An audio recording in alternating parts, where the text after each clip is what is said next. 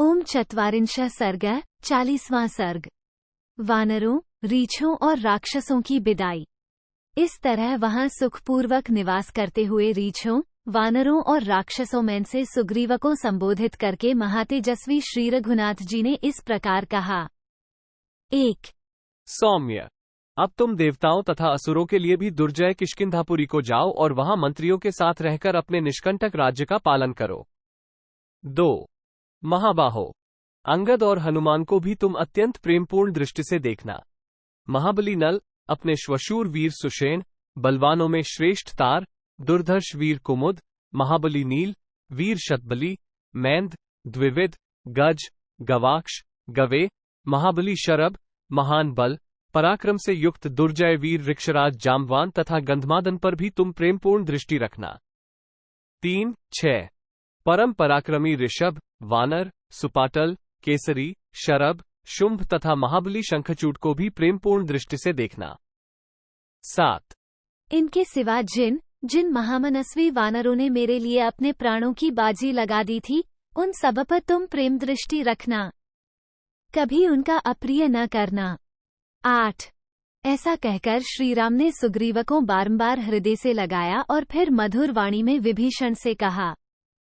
राक्षसराज, तुम धर्मपूर्वक लंका का शासन करो, मैं तुम्हें धर्मज्ञ मानता हूँ।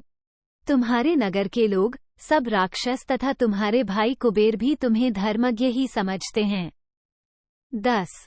राजन, तुम किसी तरह भी अधर्म में मन न लगाना।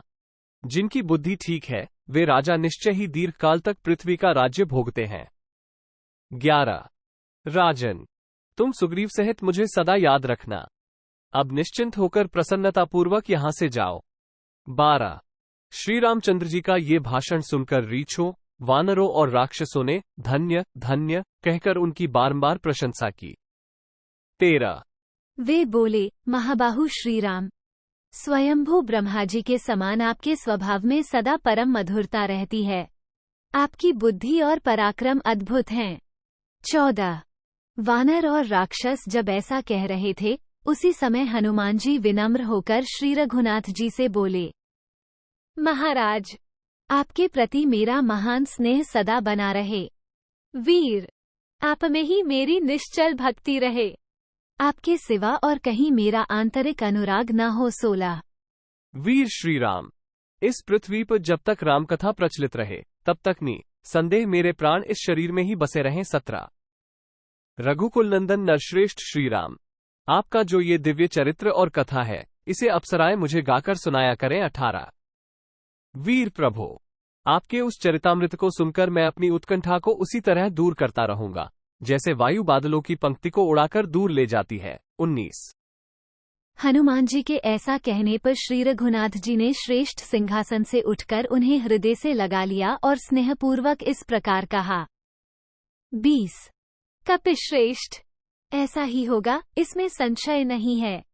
संसार में मेरी कथा जब तक प्रचलित रहेगी, तब तक तुम्हारी कीर्ति अमिट रहेगी और तुम्हारे शरीर में प्राण भी रहेंगे ही।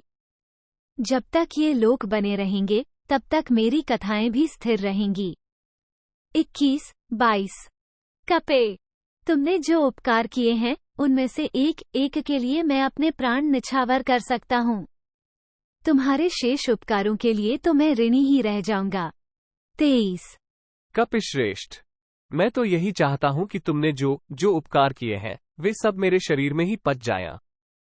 उनका बदला चुकाने का मुझे कभी अवसर न मिले, क्योंकि पुरुष में उपकार का बदला पाने की योग्यता आपत्तिकाल में ही आती है। मैं नहीं चाहता कि तुम भी संकट में पड़ो और मैं तुम्हारे उपकार का बदला चुकाऊं। 24।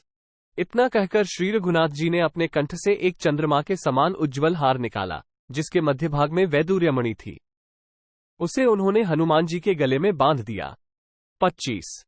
वक्ष स्थल से सटे हुए उस विशाल हार से हनुमान जी उसी तरह सुशोभित हुए, जैसे सुवर्णमय गिरिराज सुमेरु के शिखर पर चंद्रमा का उदय हुआ हो। 26। श्री रघुनाथ जी के ये विदाई के शब्द सुनकर वे महाबली वानर एक एक करके उठे और उनके चरणों में सिर झुकाकर प्रणाम करके वहां से चल दिए। 27। सुग्रीव और धर्मात्मा विभीषण श्रीराम के हृदय से लग गए और उनका गाढ़ आलिंगन करके विदा हुए। उस समय वे सब नेत्रों से आंसू बहाते हुए श्रीराम के भावी विरह से व्यथित हो उठे थे। 28।